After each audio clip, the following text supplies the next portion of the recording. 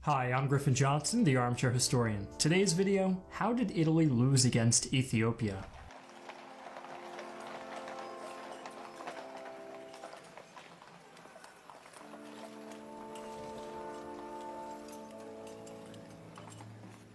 During the scramble for Africa, every indigenous nation that was invaded by European powers fell within a matter of decades, all except one, the ancient empire of Ethiopia, also known as Abyssinia. As the world watched, the supposedly primitive Ethiopians were able to repel a modern European army. This defeat was grave and humiliating, and many were puzzled as to how it could have occurred. Before we start analyzing this defeat, let's get some background on the cause of the invasion. In 1869, not long after Italy was unified into one kingdom, the Italians, who felt that they were falling behind in the scramble for Africa, purchased a small port on the Red Sea from the local Eritreans, and began expanding outwards. In approximately 20 years, they controlled a significant portion of East Africa, and as this was occurring, the nearby Ethiopian Empire, which had existed in the region for over 600 years, suddenly found itself cut off from the sea. And by 1887, skirmishes were occurring between the Italians and local Ethiopian warlords. This culminated in the Battle of Dogali, in which an Italian column was ambushed and destroyed by the Ethiopians. After this, the Italians were determined to pacify Ethiopia, and they saw their chance when its emperor died and the throne was claimed by the Italian-supported Menelik II. Italy signed a treaty with Menelik that promised backing to his claim, as well as financial and military aid, in exchange for recognition of Italy's colonial territories. However, there were two versions of the treaty. One was written in Italian, and the other Amharic, the language of Ethiopia, and each had different terms. The contentious clause, which eventually would lead to the outbreak of war, was in the Italian version of the treaty, which stated that Ethiopia was effectively a colonial protectorate of Italy, a provision that did not exist in the Amharic draft. After Menelik tried to establish diplomatic relations with other European countries, it was only a matter of time before the Italians accused him of breaching the treaty. Although all other European nations refused to recognize Ethiopia's independence, Russia was supportive of Menelik's ambitions, as they were both Orthodox Christian countries. War finally came in December of 1894, when a group of Ethiopian insurgents under the leadership of a local king attacked an Italian fort in the colony of Eritrea. In response to this, the Italians sent expeditions into Ethiopia, an act which served as a declaration of war. The leader of this expedition, General Oreste Baratieri, had previous military experience in the Wars of Italian Unification and in Eritrea. Baratieri's expedition of 20,000 men was composed of both Italian soldiers and local Eritrean auxiliaries, who were mostly equipped with the nearly outdated Vetterli rifle, which used a black powder cartridge. Although Baratieri's expedition encountered initial success against some of the local kings, things would change after Menelik assembled a massive army of 200,000 men in September of 1895.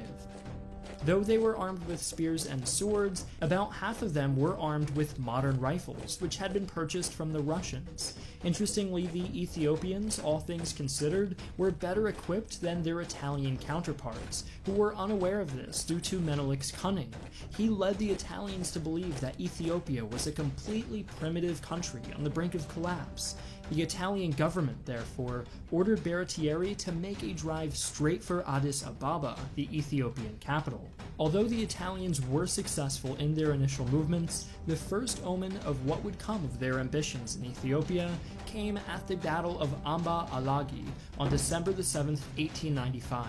Only a few months into the new year, the Italian campaign abruptly ended when Baratieri finally encountered Menelik's army in the mountains near the town of Adwa. General Baratieri's expedition was already beginning to run low on water, munitions, and morale, and when the huge Ethiopian army of approximately 120,000 men was spotted, he was, understandably, planning to retreat.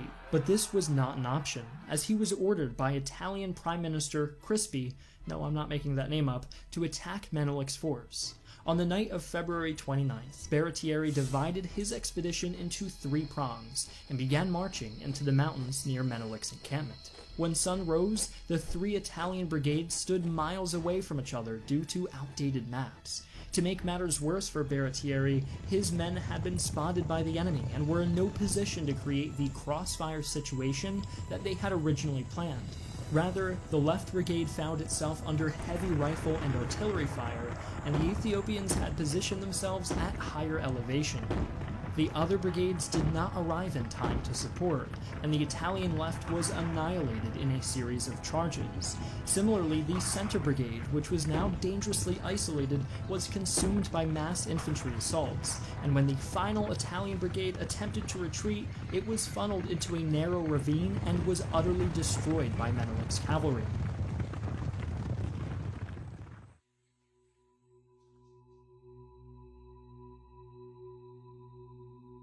During all of this, the Ethiopians lost 10% of their men, while the Italians lost nearly 60%.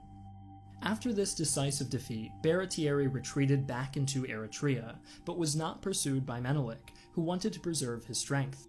When news of the disaster at Adwa reached Italy, there were mass riots and protests against Crispi's administration. Italy was forced to sue for peace, and after some negotiation, the 2 nations signed the Treaty of Addis Ababa, which demanded little from the Italians except the recognition of Ethiopian independence. In conclusion, we can see that the Italians lost due to a combination of factors, the biggest being that they were unprepared for a remote war, especially against a state as well organized and well equipped as Ethiopia. The Battle of Adwa serves as a perfect microcosm through which to view the First Italo-Ethiopian War. Adwa was a hasty, ill-conceived operation undertaken by a force with inadequate planning against a numerically superior enemy that was incorrectly perceived, at least by the Italian government. A secondary reason for the Ethiopian victory was Menelik's foresight, as he had been stockpiling modern weaponry for years after Ethiopia had been devastated by a British invasion in 1868.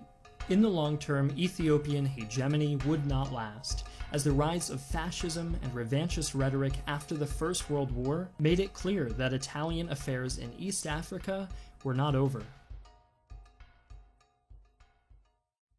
King Menelik II has gone down in history as one of the most innovative leaders in Africa. His methodical approach to solving strategic and bureaucratic issues allowed him to conduct the war against Italy successfully and develop Ethiopia into a modern state with electricity, infrastructure, and financial institutions. It is the same methodical approach that our sponsor, Brilliant, offers along with mathematics, science, and physics. The STEM field may sound extremely daunting, especially for an armchair historian like yourself, but Brilliant allows you to learn these concepts through fun, bite-sized problems. In all of Brilliant's lessons, there are both visuals and thorough explanations. If you're currently a student or just a lifelong learner, we highly recommend starting your free trial at brilliant.org/armchairhistorian. The first 98 users, the same amount of artillery pieces that were used in the Battle of Adwa, will get 20% off of their first annual subscription. So please support our channel by signing up today. Thanks for watching. I'd like to thank the Armchair Historian team and my general staff on Patreon. We are pleased to announce that this episode was brought to you in part by a new member of the Armchair Historian team, who we've recently welcomed on board. As a result of our new team additions, we're going to be producing more videos for you on some Wednesdays as well as every Friday. Thanks again, and I'll see you soon.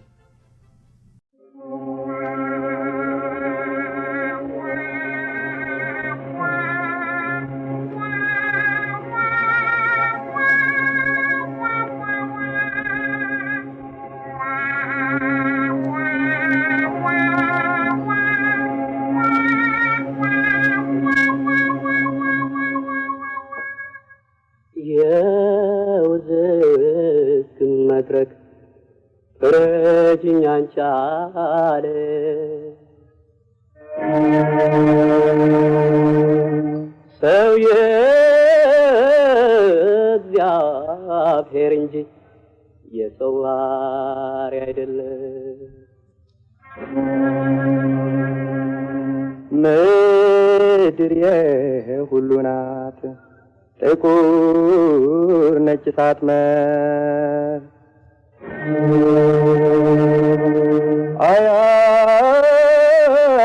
አያበላልጥም የቆዳ መለስ።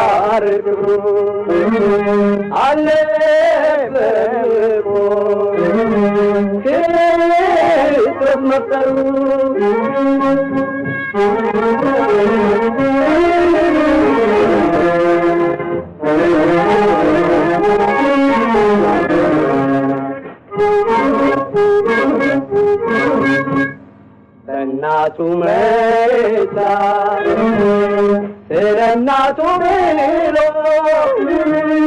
በግፍ ተሰቃየ ሰው እንደታመስሎ በቅኝ ገዢዎች ደሙ የፈሰሰው መብቱ እንዲከበር ግልጽ ጥያቄ ነው።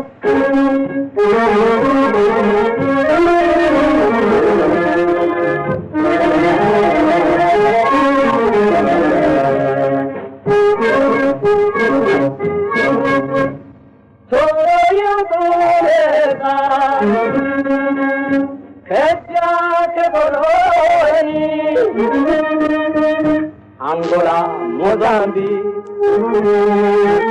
የፖርቱጊዝ ሮዴዚያና የደቡብ አፍሪካ አብቧል ጊዜያቸው በእግር ይበቃ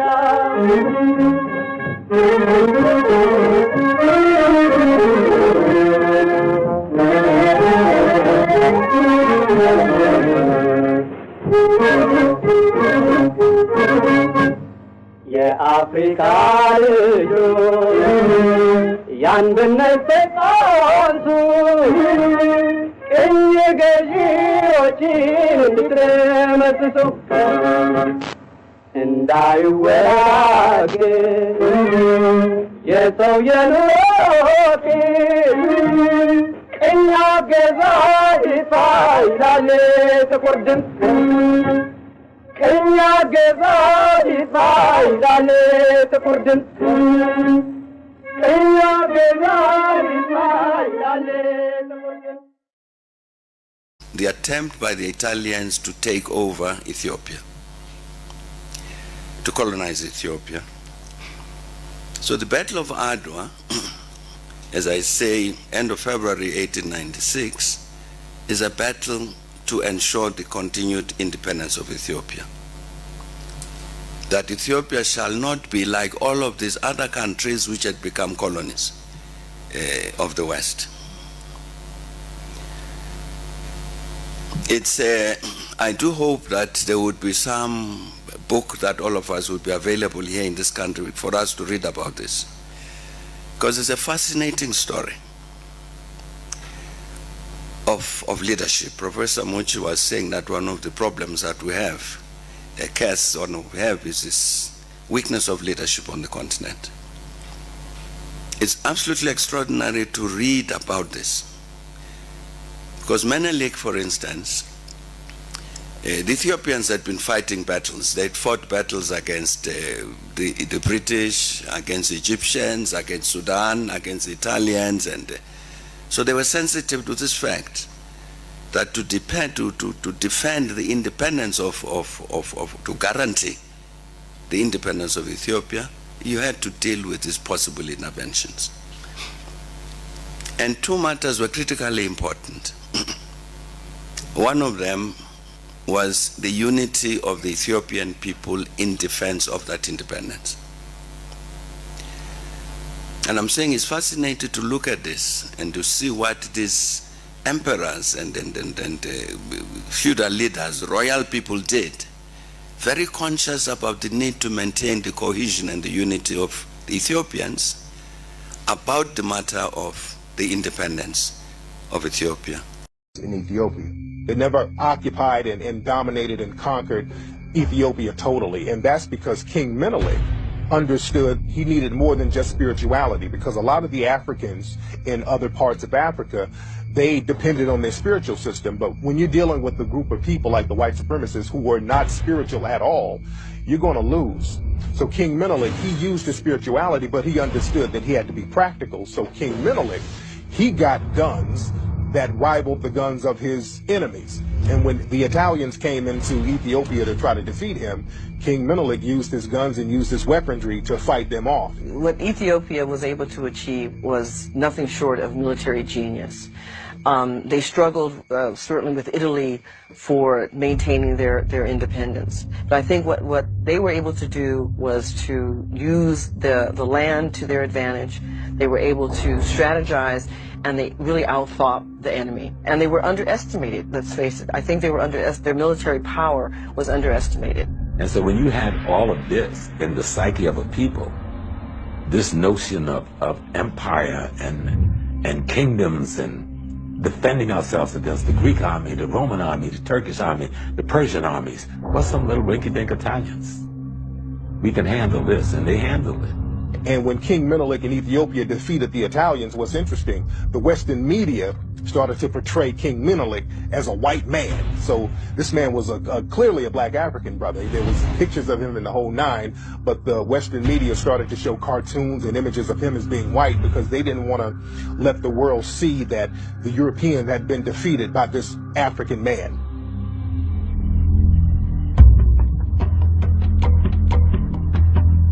Traditional African religions, particularly the one from ancient Egypt and Sudan, venerated this idea called Ma'at. And Ma'at, roughly speaking, you could translate it as truth, as justice, as righteousness, as reciprocity. The problem is when you're being attacked by people who don't believe any of that, and you are trying to do the Ma'atic thing, they will beat you, unfortunately. And this is one of those harsh lessons that the black community is still to learn. The assumption that another group's view of humanity is the same as ours. The assumption that another group's understanding of divinity is the same as ours. The African moved from the premise that everybody was a brother, and thus should be treated and accorded that kind of brothership and brotherhood. The European moved from a position that what is mine, and what is yours is mine if I can take and take it. You had a war culture coming in contact with an agrarian culture. The war culture is always going to win because the war culture doesn't put any value on human life. And that means it has no barometer to how much death and destruction it will carry out. People talk about the greatness of Africa, and we see some of the great empires that we had over in Africa. And naturally, a lot of people will say, okay, if we had all these great empires, where did Africa go wrong? There's several situations that happened.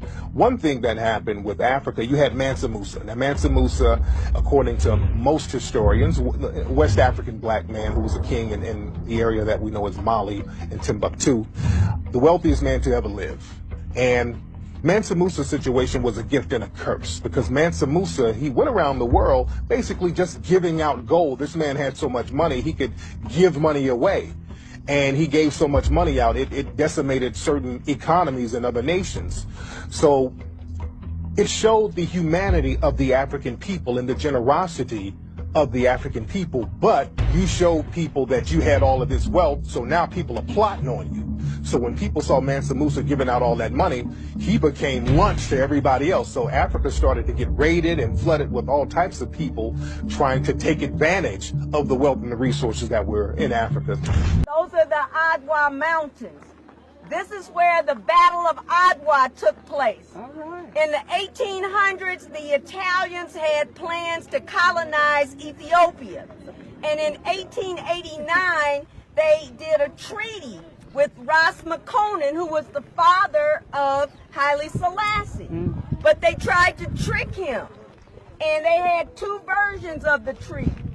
One was in Amharic, spoken here in Ethiopia, and it said that Ethiopia could use Italy to interact with other European countries. The other version in Italian said that they would use Italy to interact with other countries. In other words, making Ethiopia a colony of Italy. When they found this out, Ras Makonnen, Emperor Menelik, and Empress Taitu said they weren't going to stand for it, and that's when Ethiopia had to go to war. And so over 100,000 brothers and sisters came from all over the land, over those mountains, to get to the area called Adwa. And that's where the battle took place against the Italians on March 1st and 2nd, 1896. The Ethiopians fought valiantly. They beat Italy. And that's why to this day they can say Ethiopia was occupied but never colonized. Ethiopia became a beacon of light for Africans around the world. So to this day, March 1st and 2nd should be a holiday for people of African descent. because Ethiopia became the first African country in modern times to defeat a European power. So that's why Adwa is so important. Wow. Yeah.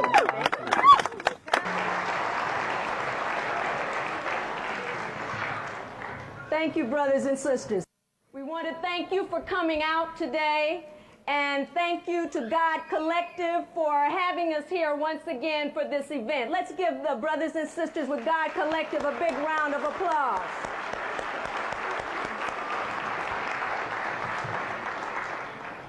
We've been back here many times, and we appreciate the support of the Toronto African community.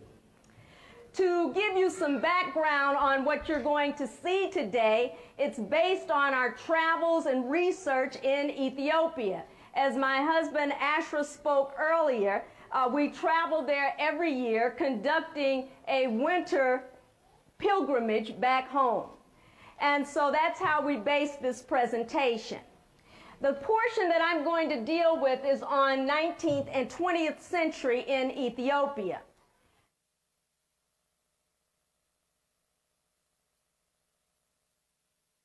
It was Ras Makonnen Wolde Michael, who was governor of Harar. He was also the foreign minister and cousin of Emperor Menelik II, and later father of Emperor Haile Selassie. Here's his palace in Harar.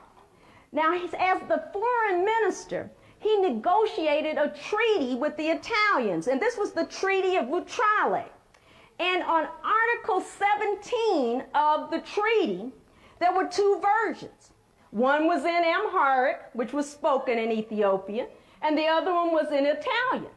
Well, Menelik refused to sign the version in Italian because he didn't understand Italian, and that proved to be a very wise move, because the Ethiopian copy said Ethiopia could communicate with foreign nations through the Italian Foreign Office, but the Italian copy said that Ethiopia would conduct its foreign negotiations through Italians. In other words, making Ethiopia a colony of Italy.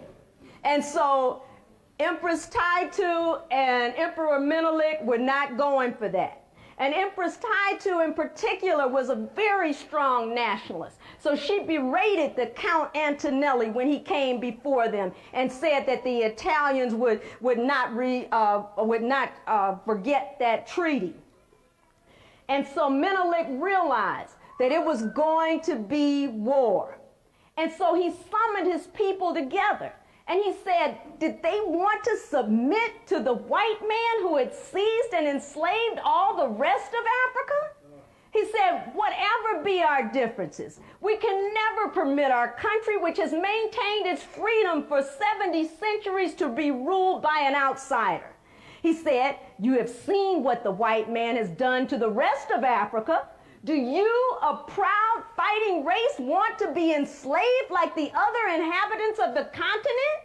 He said, Ethiopia has never been conquered, and she shall never be as long as she preserves her indomitable spirit. Ethiopia shall stretch out her hand only to God and to smite her enemies.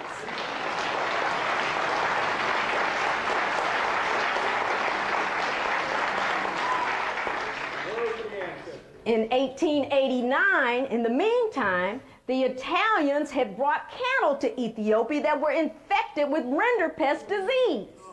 This caused a famine throughout Ethiopia. But Menelik, good emperor that he was, suspended the debts and taxes. So he became known as the loving mother figure Menelik.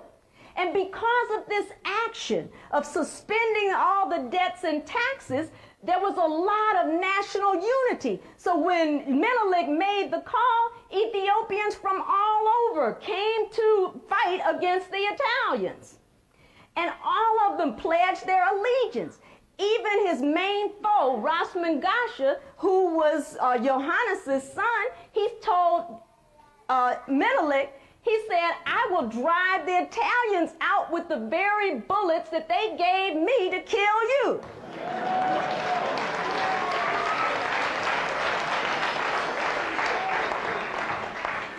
That's what we're talking about, African unity here. The Archbishop realized that they were about to go to war. He dropped the imperial flag, he dipped it before the altar, and he said it was time to come and lay down their lives before God, the emperor, and their country. And the Ethiopian soldiers got ready for this battle. And provincial kings decided to lay down their jealousies and their ambitions in order to defend the last independent country in Africa. In fact, the soldiers were called the Black Lions. You see he's wearing the lion's mane on his head? That's because they were named after the Ethiopian lion, which has a very dark mane. He's smaller than other lions, but he's just as tough. And that was the Ethiopian, the Black Lion. And Menelik said, as we may all die someday, I will not be afflicted if I die. But enemies have come who would ruin our country and change our religion. These enemies have advanced, burrowing into the country like moles. And he said, but with the help of God, I will get rid of them. So says Menelik, elect of God, King of Kings.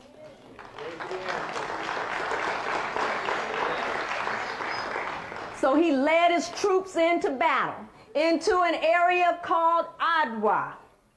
The Ethiopian army totaled 110,000. Menelik had over 34,000 troops under his direct command, while Ras Makonnen had 15,000, and Empress Taitu had 5,000 of her own, while the Italian army totaled only 20,819. But they thought they were so tough that they didn't need that many soldiers. They figured they would outdo these Africans.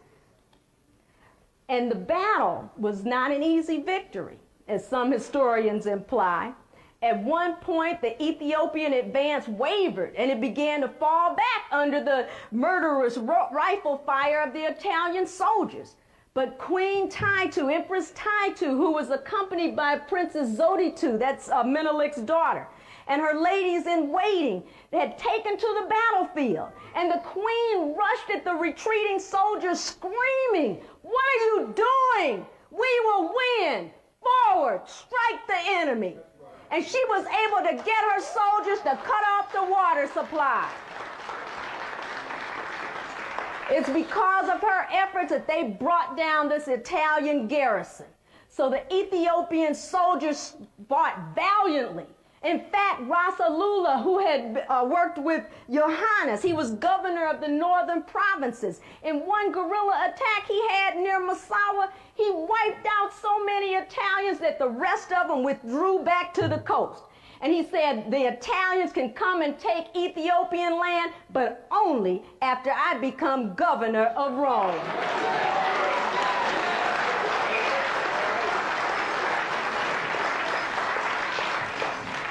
This was the Battle of Adwa, and the Italians underestimated the unity of the Ethiopians.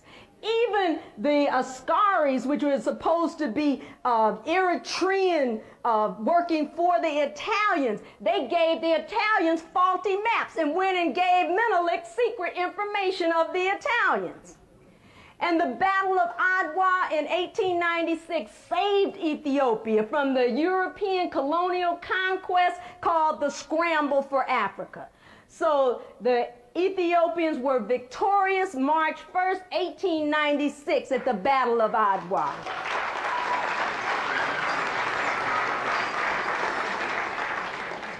And here you see the remains of a few of the Italians that were lost on the battlefield. But Emperor Menelik became the first African to defeat a European army in the modern era. And he made Italy look incompetent. In fact, his efforts on the battlefield brought down the whole Crispi government because they had lost so many soldiers on the battlefield. And here you have Menelik and his soldiers taking the Italians hostage and then putting them on the railroad train so they can head back to Italy, where they belong. And because of this Adwa victory, it was significant not only for Ethiopia, but for Africans around the world. It was a fountain of pride and a source of inspiration for millions. The Honorable Marcus Mosiah Garvey immortalized his tribute to Ethiopian heroism by incorporating Ethiopia in his African national anthem, which reads, "Ethiopia, thou land of our fathers, thou land where the gods love to be. As storm cloud at night, southern gathers, our armies come rushing to thee. We must in the fight be victorious when swords are thrust outward to gleam. For us will be victorious, be glorious, when led by the red, black, and green." That was Marcus Mosiah Garvey.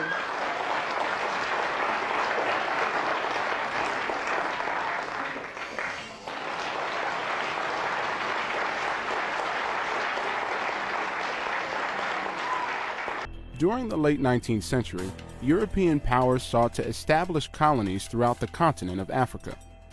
Africa, nearly 3 times the size of Europe, was rich in the natural resources and raw materials that Western countries needed for industrial manufacturing. African colonies would also serve as markets for European goods. In the 1800s, medical advances and river steamships enabled explorers and missionaries to push into the interior of Africa. European powers recognized the potential to profit from African resources. At the Berlin Conference, the Western powers agreed to some ground rules for dividing up the continent. The scramble for Africa was on. This age of European imperialism resulted in the partition of almost all of Africa. But this expansion did not come without resistance. While much of Africa was falling to invasion, one country in East Africa, Ethiopia, managed to successfully resist colonization and maintain its independence, thanks to its reforming emperor, Menelik II. At the time of European colonization, the nation of Ethiopia was divided into domains, each ruled by a prince. Born in 1844, Menelik ruled the Shoa region in central Ethiopia for 24 years until he succeeded Emperor Johannes in 1889. During Menelik's rise to power, the Italians allied with him and began supplying Ethiopia with weapons in hopes that Menelik would eventually surrender his power to them. Menelik built up an army of 100,000 and pushed back against the Italians after they declared Ethiopia was under their control. On March 1, 1896, the Italians invaded Ethiopia from their neighboring colony of Eritrea. Menelik and his army were prepared and decisively defeated the Italians at the Battle of Adwa. It was the first time in history that an African army had defeated a European army. Along with being a brilliant strategist on the battlefield, Menelik modernized and reformed Ethiopia. He hired Europeans to plan modern roads and bridges to improve the country's infrastructure. He built a railway that linked the capital that he founded, Addis Ababa, to Djibouti. Menelik set up a Western school system and introduced electricity as well as telephone service.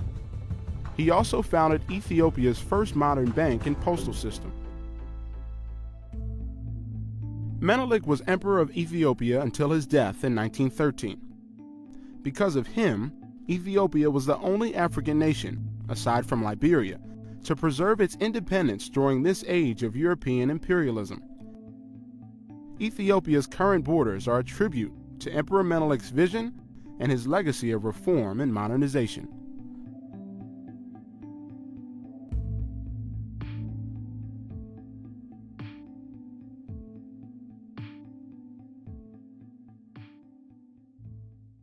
And who's this little guy? This is our other son, What's his name? Menelik. Hi. Look up here. Look at the Say hi. Hi.